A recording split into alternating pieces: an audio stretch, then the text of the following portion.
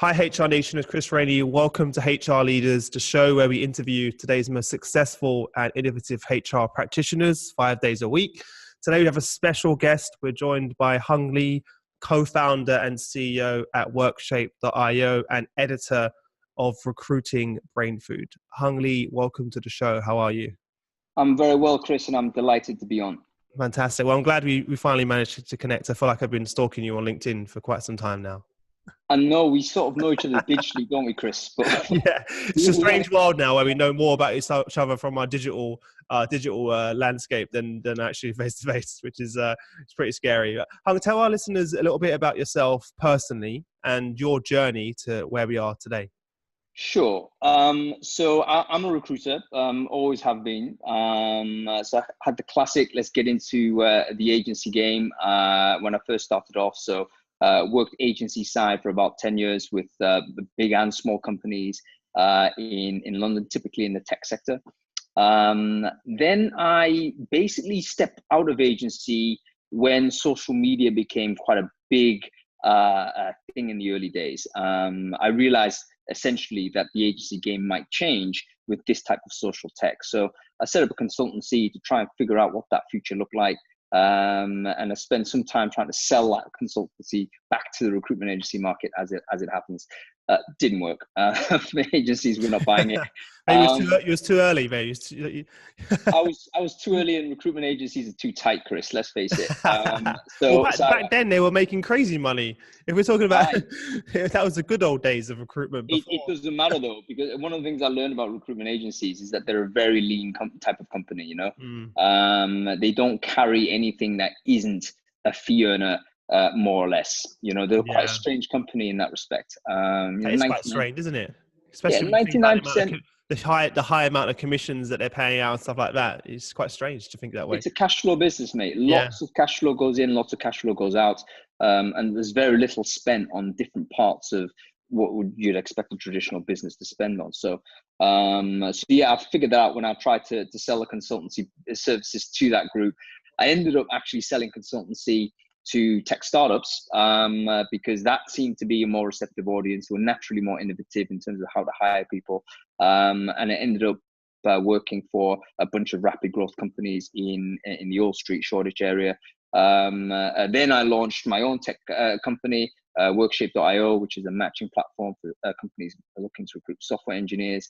And about 2 years ago, I launched a third company, which is Recruiting Brainfood, essentially a media business that tries to improve the knowledge of the talent industry by curating recruitment content once a week. Amazing. Well, talking about entrepreneurship, that was your first pivot then in the beginning, right? You realized early on that wasn't a receptive audience, and then you pivoted towards startups who actually need to spend their time on other things, and having someone like yourself to come in and help them on the recruitment is probably the best thing they need at that time, which is one of the things that startups struggle with the most, especially technology startups who may not have that skill set. You know, what was interesting, Chris, is that the startups sort of knew that they couldn't do business as usual. And that's why I think I was able to have conversations with them and get involved. Because remember, startups have a growth mindset. You know, they're not there to just do business as usual. They've got a plan. They need to get there in 3 months, 6 months, 12 months, like Uber growth. How do you get there? You know what? You can't just rely on traditional ads and agency supply. Especially when you're hiring these hard to hire software engineers, which is always the tech startup focus. So they were naturally very receptive to innovative ideas of recruiting, specifically getting someone in-house to try and kind of do a mini RPO. So this is kind of prior to the era where I would say, you know, RPO generally you'd only ever do when it was massive scale. You'd see it in a bank, or you'd see it in those types of businesses. But I guess I was one of the earlier people to try and do an RPO-like service. For people that don't know RPO, could you outline that just for our listeners that aren't aware? Yeah, of course. So this is recruitment process outsourcing, which is the idea that you ideally don't want to depend on third-party agents to supply you all of the people, A, because it's expensive, and B, maybe because it's not effective as it could be. But you don't also want to immediately commit to building in-house capacity. So you have someone who basically operates as an outsourcer, works as your recruitment department, but isn't actually employed by you. Mm-hmm. Yeah, just for people that were listeners, so other people are like, what does that mean? I think you're working in such an interesting space as well, because all I hear now from the CHROs and all of the leaders, to be honest, is how do they attract such this high demand talent? If you talk about computer programmers, digital talent across all the different fields, it probably comes up every single one of our workshops, every single conversation I have. They're all struggling on that war for talent, especially this talent when it comes to technology. And as most companies are going through their digital transformation, there's such high demand. What advice would you give to those guys in terms of how to stand out and attract and engage? That's, I suppose, the key word with that talent. Yeah, well, let me say this, Chris. Firstly, this is an industry-wide problem. I speak to a lot of companies, including some of the bigger brands out there, which you might expect would be a magnet for this type of talent. They normally see the worst. Trust me, Chris, everyone is not having a good time recruiting software people. It's extremely difficult to do.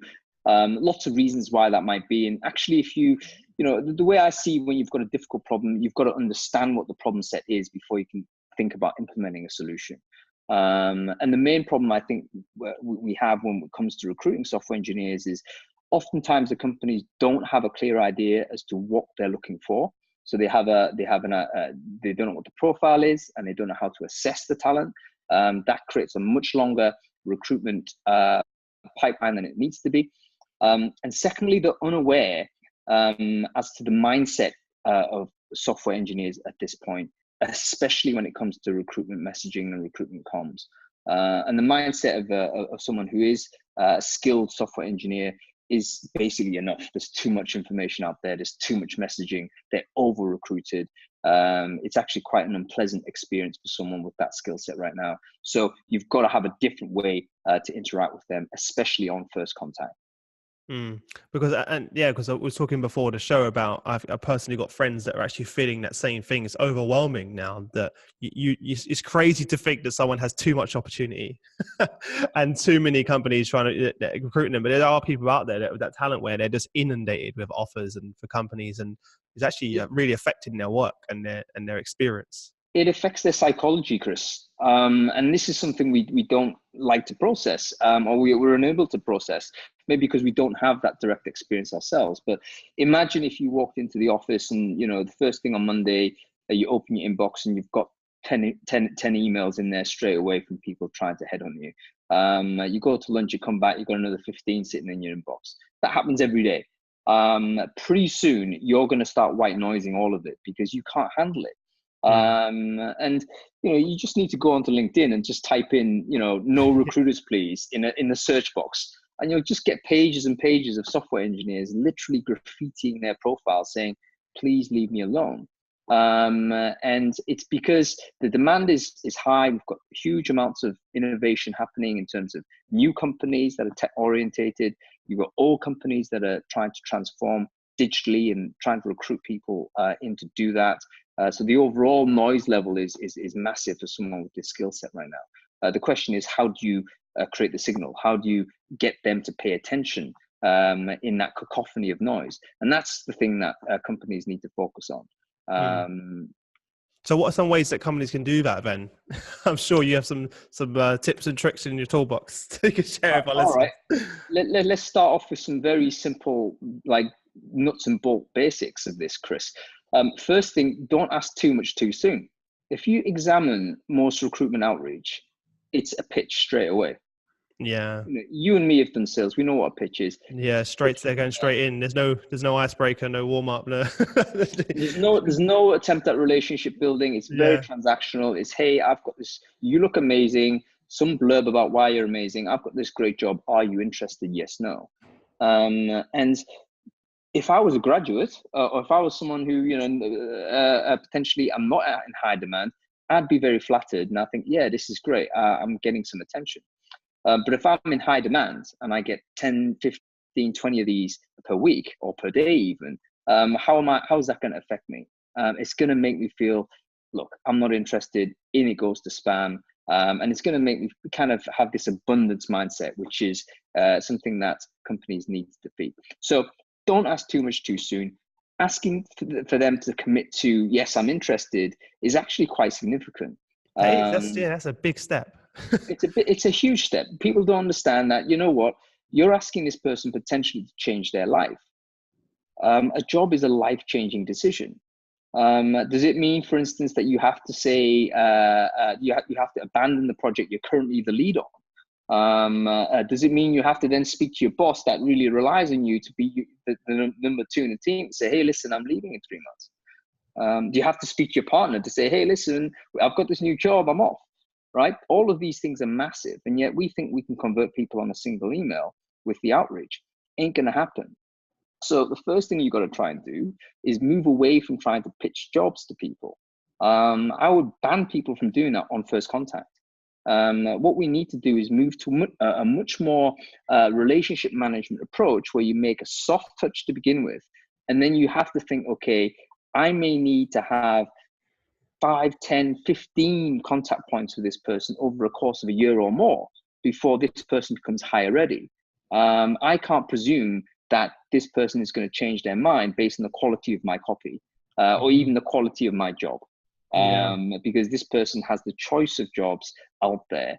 And there's almost nothing I can offer that will convert that person. So it's almost anti-sales, right? You've got to not have a conversion mindset on first contact. It's so hard so far away from the traditional approach, and it's something that I've tried to do for this company. When I started this company, one of my main focuses in my old company, it was exactly your approach, immediately straight in, with the offer.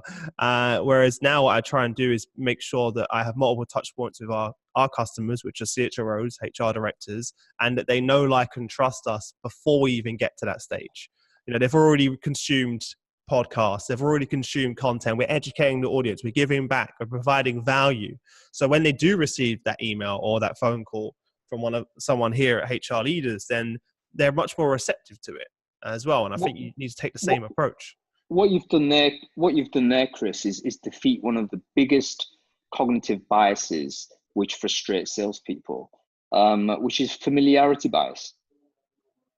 If the reason why you're able to send an email and get people to come onto the podcast is because people are familiar with you and familiar with your podcast. Because you've done all of these things and you've created those assets out there, and you've created the opportunity for me to discover you in all these different places. Whereas if you think about the standard recruitment email that a recruiter might send to a high demand person, number one, it's an interrupt. Right? Most emails are interrupting your day. Very rarely are they scheduled. Very rarely are they regular. Very rarely are they things that people who are receiving it expect. So think about how you deal with new information as an interrupt. It basically stops you from doing what you were doing before. So straight away you're annoyed.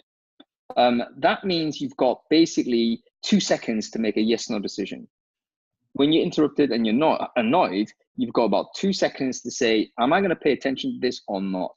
Now, I put it to you, Chris, in 2 seconds, or you're not going to be able to put enough value in an email. It's not even going to get read. They're going to say, oh, it's an email pitch, delete, it's off. And I do that today. Someone sent me a pitch on LinkedIn straight away. Of course, I didn't even know what that was. I just was not prepared to process it at that time because it was an unexpected interrupt for someone who I didn't know. So one of the problems I think that companies need to deal with is, how do I make sure that this audience I care about knows our business? And how do I make sure they know this without me having to keep banging these emails out at them?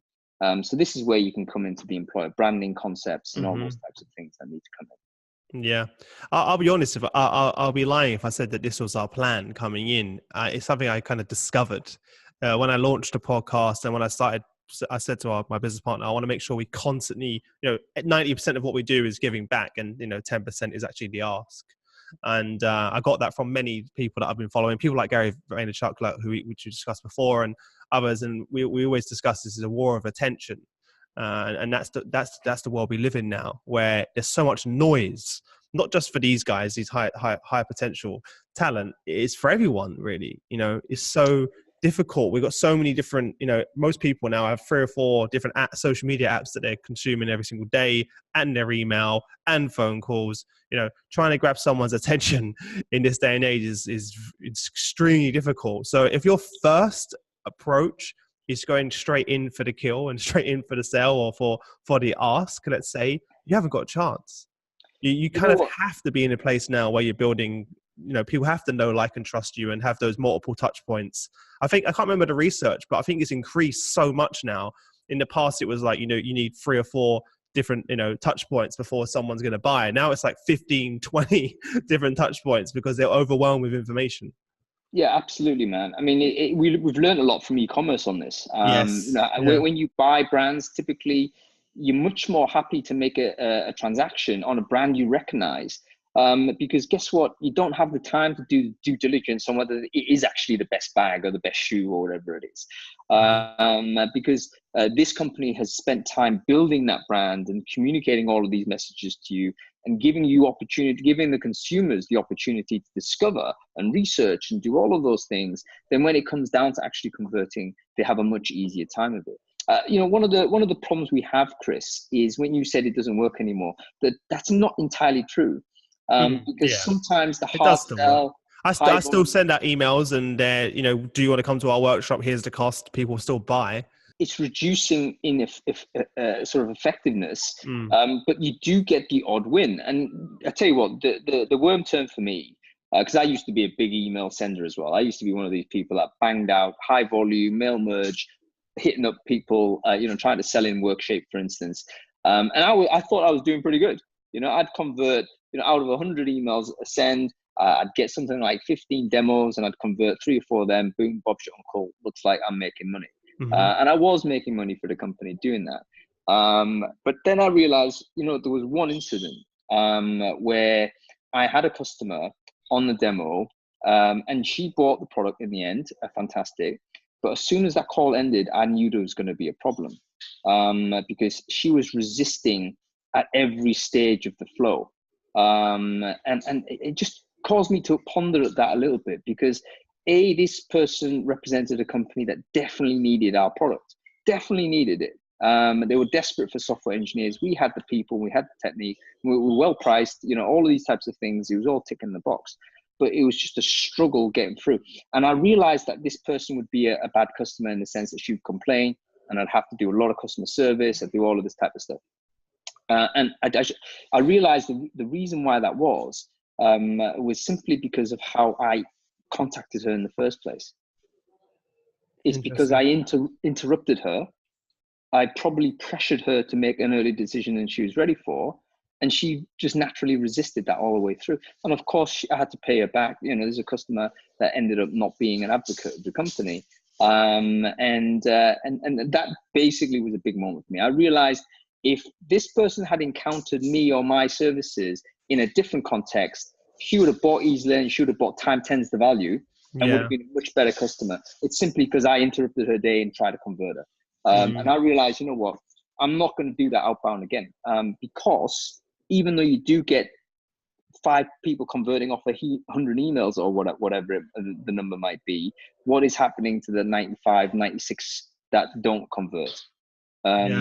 You don't, as a salesperson, you don't have visibility of all of the sales. You don't see the sales that you've lost, and you don't see the brand damage that you might be creating through all of that. So interesting. Yeah. I can see that with our own customers as well, because the ones that have converted through content, instead of seeing a piece of content and they've inquired and then they've become a member of the HR community, they are much more loyal customers and are advocates as well. What advice do you give to companies then that are using recruitment agencies that perhaps aren't using these new methods, that are still using an old method, and you're paying them crazy amount of fees to deliver this talent to you? Because now it's like, as a CHRO, when you're choosing the right agencies to work with, what kind of questions do you think they should be asking of those companies? Let me put it this way, Chris. I think agencies definitely have a place, and I would definitely have agency supply as a component of any talent acquisition strategy I have. Where I would say you need to focus on your in-house approach, Mm-hmm. it's where you've got certain roles that are strategically important to your business and that are repeat hires. So for instance, if you are a call center, you're always going to recruit call center agents. You know what? You shouldn't probably use an agency for that. I never did or never will as well for right. all the salespeople I've ever hired. Exactly. If it's strategic, it's Yeah. important to your business, you just got to build the in-house capacity for it. Agents can do the job, but they're going to be more expensive and they're going to not do as good a job as you, especially if the people you're looking for are going to be highly skilled in demand. Because the truth of the matter is, the relationship between people that are in the high demand and the agency community is not in great shape at the moment.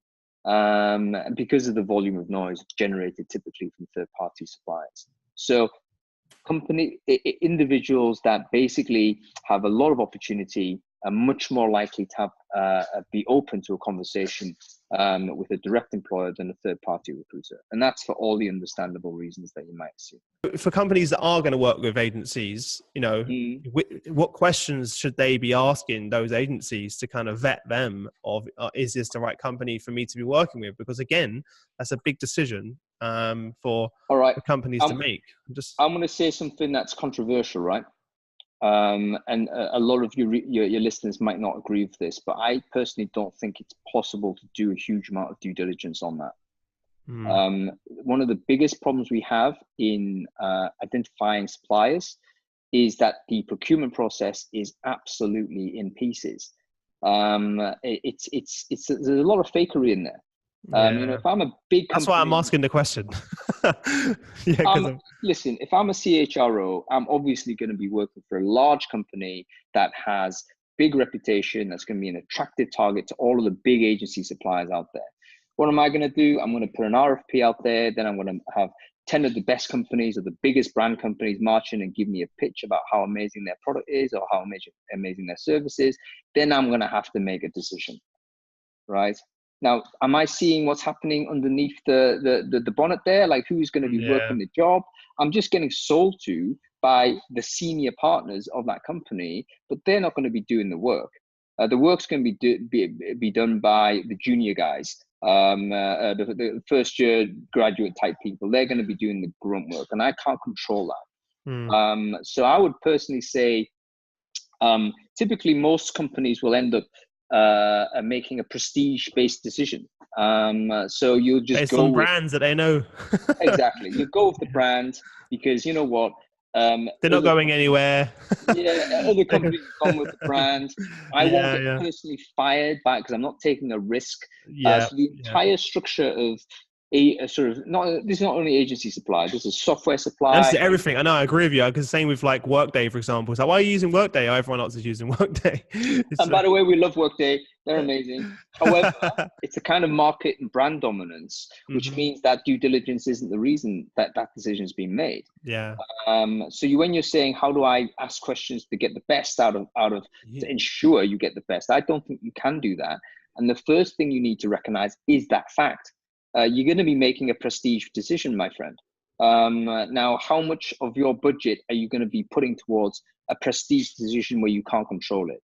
And this is part of the reason why, again, I like the way you put that, though. A prestige decision. That's it's one of those things where now most people make decisions based on the brands that they see other people use, and they know that it's a company. It's the same reason you've got the PwCs and Deloittes and those guys, that people continuously use those organizations because they're not going anywhere. They've been around for decades. They work with the biggest brands in the world. So we'll go and work with those guys. Well, now we've spoken about all of this. I think something we haven't touched upon, which is important, is about now how can recruiters use online assets to create online assets to draw attention. Could you touch upon that? Because I think this is a massive opportunity that perhaps the traditional recruiting industry and individuals that don't have potentially may not have that set of skills, but they can develop that to really get ahead from the competition.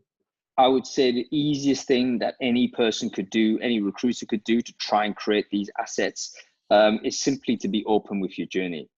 This is something, I forget who it was that gave me that advice. I should really remember them, but it's one of the best bits of advice I've ever received. And it's something I always pass on. Be open with what you're doing. One of the things that I think is true for us is that we're very shy about sharing our plans and objectives, because It's not natural, right?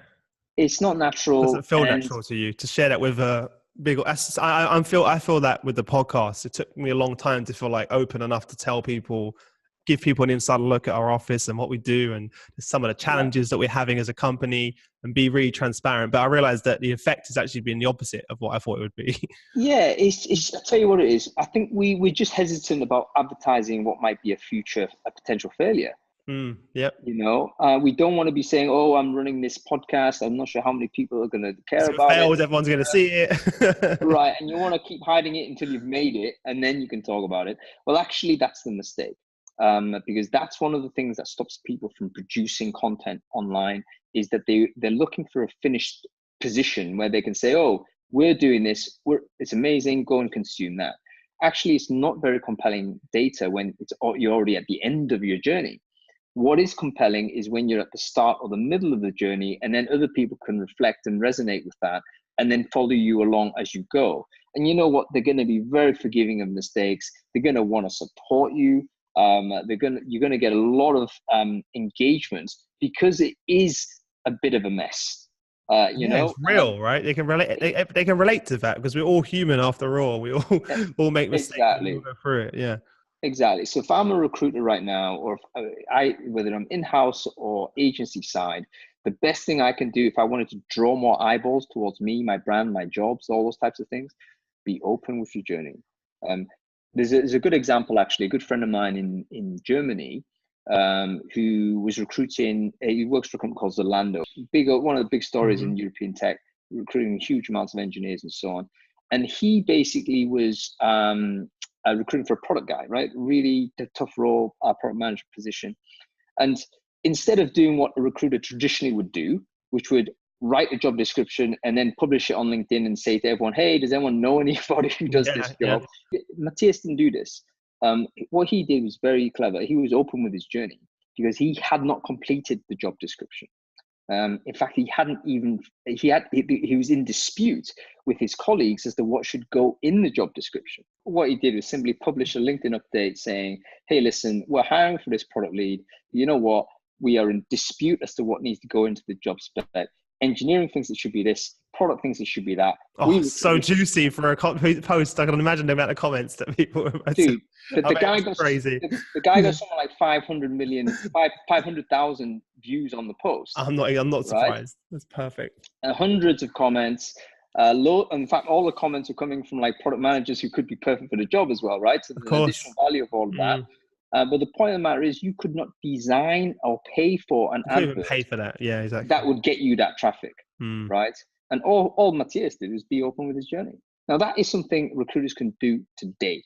For free, everyone listening. For free, right? This is not something, don't polish your stuff.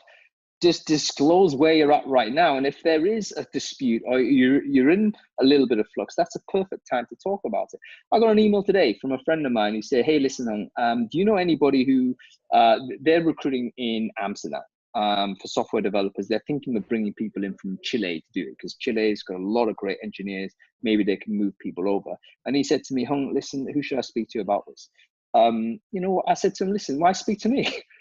Like, I could give you an answer. Post that on LinkedIn. Yeah. Get it out publicly. Literally go out there and ask the question, "Hey, listen, is this a good idea? Yes or no?" And you're going to get, firstly, number one, Chris, you're going to get market intel. So they're going to give you much more feedback than one person could ever give you. You're going to get a lot of people telling you good, bad type of responses, and giving you hints and how to get better and so on. But also, you're creating advertising about what your plan is. Oh, now this company's hiring in Amsterdam for this type of person. And actually, they're specifically targeting this location. So suddenly you're starting to build this story. And this type of thing is going to get the engagement you need. It's going to mean traffic. It's going to mean eyeballs. And it's going to mean you're going to get people hired as a result of simply being open with it. Yeah. So some easy examples that anybody could do tomorrow. Let's go ahead and do that. And I think that the problem is that everyone, you said it briefly earlier, is everyone seems to overcomplicate it, and they're trying to build this really polished video that they spend thousands of pounds on. It's just overproduced. It's just unnecessary. It doesn't come across authentic. Just a point and shoot selfie video of you asking an audience that question, or it is so much more powerful. Like if any of you guys listening go back on our YouTube channel and you see my first ever episode of the podcast, I'm in my bedroom, literally terrible audio, video. I'm speaking to the chief HR officer of chief HR officer of L'Oreal, one of the biggest companies in the world. I'm sitting in my bedroom, and it's going back, looking at it now, it hurts to look at, but I just had to get started and make it happen, and that actually led to some of the best conversations I had by just getting started and just being brave enough to put it out there and put it out. Yeah. You know what? I'm going to just support that comment a little bit more, Chris, because ultimately, again, since I started doing Recruiting Brainfood, I get a lot of recruiters coming at me and saying, "Hey, listen, how can I create content? How do I, get the attention and build audience and stuff like this?" And not only is be open with your journey one of the things you should do, but also the thing that stops a lot of people from producing stuff is this idea that they need to be a thought leader, quote unquote. But it's sort of that they need to have they feel, and I say they, but I think all of us feel that whenever you produce content online, you're under pressure to have a completed argument. Yep. Here's the problem, here's how we solved it. This is, and you just declare it as this is the rock solid piece of thought leadership.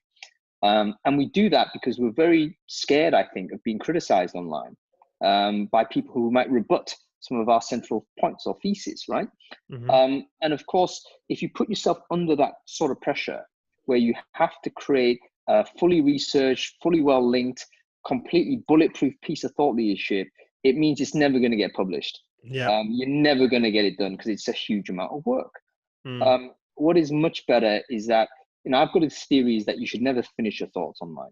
Never finish your thoughts, Chris, because if you finish your thoughts, you're not giving space for anybody else to engage with you or to contribute in any way. Better to finish your argument 70% of the way there. Yeah, fantastic. Well, look, Hung, you've been an amazing guest. Thank you so much for taking your time out to join us on the show. I know you've given us some great actionable advice, so I know our listeners will be a lot better off for it. So really, really appreciate that. Before we wrap up, if there's one parting piece of guidance you can give to our listeners, what would that be? And also, what's the best way for them to learn more about you, the work that you do, the company, and to get in contact with you? Yeah, so the word of guidance I have is firstly, it comes from within, right? I'm very reticent generally to give, here's advice, here's the thing you should do, because the truth is, it's got to be right for you. And everyone, I think, has their own unique way of being great. So you just got to find that and allow that to happen. You know what it is. The listeners right now know what that is. You've just got to find it. You got to grasp it. Give yourself permission, guys. Allow it to emerge, and then it will be so. In terms of kind of how people can get in touch with me, I would say LinkedIn, but I've kind of hit my connection limit now. So you can probably, I know how that feels. Yeah, I've got lots of people there I can't accept, and they obviously think I'm very arrogant. But the best way to do it is follow you still, right? Though they can follow you on LinkedIn, and they can also subscribe to the newsletter, recruitingbrainfood.com. Basically, this is a weekly curated newsletter of the best content I've found online. It's amazing, guys. I highly, highly, highly recommend that you subscribe. I'll put a link in the description for everyone hungry, so they can grab that. And what about the company as well, for people that want to learn more about that? Yeah, if people want to hire software engineers and you want to do it in a non-intrusive way, so hopefully a lot of the things I've been talking about today is not to intrude. Workshape.io is essentially a blind matching service that connects software engineers with companies that they want to work for. No search, no ads. It's instant connections with people that are in demand, but in a way in which that is non-intrusive to that developer community. It truly does, Derek. I look into it directly reflect everything you've spoken about today, which is fantastic. So it's amazing. Obviously, no doubt that you're reflecting that in your own products and services, which is amazing. So thank you so much, Hung. So guys, as always, if you head over to hrdleaders.com, you'll find the show notes for an episode. Everything will be discussed. Everything will be linked in the description for you guys. All of the links to everything that Hung's spoken about.